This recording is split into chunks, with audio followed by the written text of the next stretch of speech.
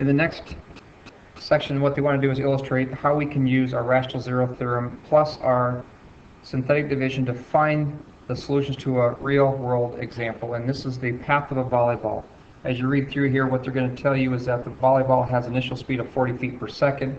It's hit from a height of about 4 feet and is given by the function rule f at t equals 4 plus 40t minus 16t squared. This number says what the start at height was. This is the initial velocity hit upward. This is really the effect of gravity pulling it downward. So where f at t represents the height of the ball in feet and time is in seconds, and they want to know at what time or times will the ball reach a height of 20 feet. So this function rule, f at t, basically helps us find the height at any given time. And our function rule is 4 plus 40t minus 16t squared.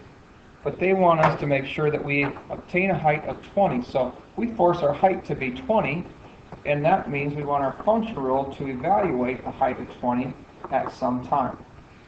Because it's a quadratic equation, and any polynomial function, we want to make sure we get one side equal to 0. That is our technique and strategy for solving polynomial functions. So we subtract 20 from our 4, that makes it a negative 16, plus 40t minus 16t squared. Now, anytime you see a common monomial factor, as there is in here, we can pull out a common monomial, and I'm going to choose to pull out a negative 8, because I want to see this in the standard form. I'm going to divide negative 16t squared by negative 8, which is going to give me a positive 2t squared. I'm going to take the positive 40t divided by negative 8, which is going to be a negative 5t. And then I'm going to take the negative 16 divided by 8, which is going to give me a positive 2.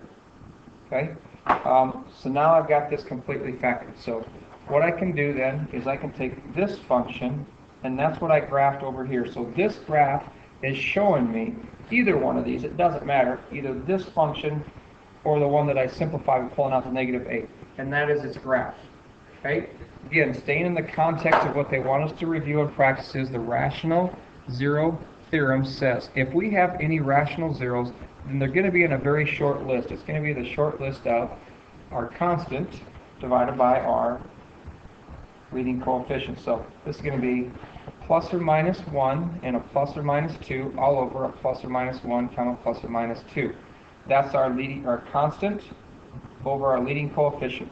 Now all the ratios are going to be plus or minus 1, plus or minus 2, and then the other possibility is going to be plus or minus 1/2. Close the loop. That's from our rational zero theorem. Now looking from our graph, some very good candidates for us would be, why don't we try a positive 2? It looks like that's it. And the other one that might be a good candidate is a half. So we're going to try those two in our synthetic division.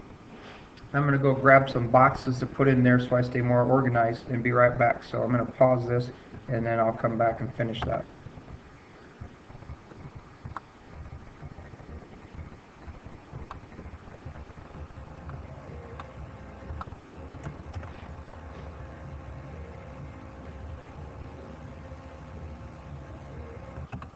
Okay, I just wanted to paste those in there so it'd be a little bit more organized. Otherwise, I have a tendency to stray all over on the board. So what I want to do is I want to take our polynomial function, which is only quadratic. It's a 2, a negative 5, and a 2. I want to test and see if one of these points that we thought, like a positive 2, if one of those zeros actually gives me a remainder of 0. And the graph is showing me what I believe it's showing me, and that is that the ball will reach a height of 20 at 2 seconds into its flight. So we're going to bring down the 2. 2 times 2 is 4, added to a negative 5, which is a negative 1. 2 times negative 1 is a negative 2. Negative 2 onto 2 is 0. So because we have a remainder of 0, we definitely are seeing that our ball is going to be at a height of 20 at 2 seconds. So that is a 0, the function. That works. Now what's kind of unique on this one, we haven't had this before, but this is a second-degree polynomial. So when we get done, all we have left is a first-degree polynomial, which means 2x minus 1 has to equal 0 as well. So that's our other factor, which means 2x equals a 1, which means x equals a 1/2. So at a half a second, which is also in our list, so I know that a half is also a 0, the function. Now we could go about that just a little bit differently. I'm just going to show you.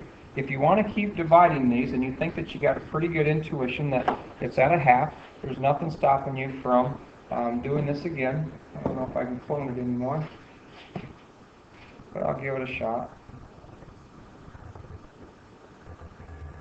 I'll just do that. And then what we could do is put our half out here, and then take our depressed equation and run a half through it.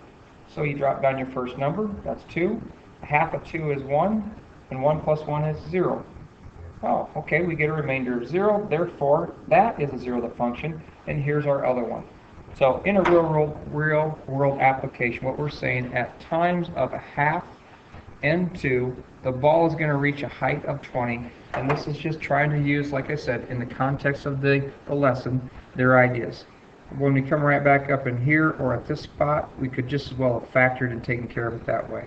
But trying to take their concept and apply it in a problem.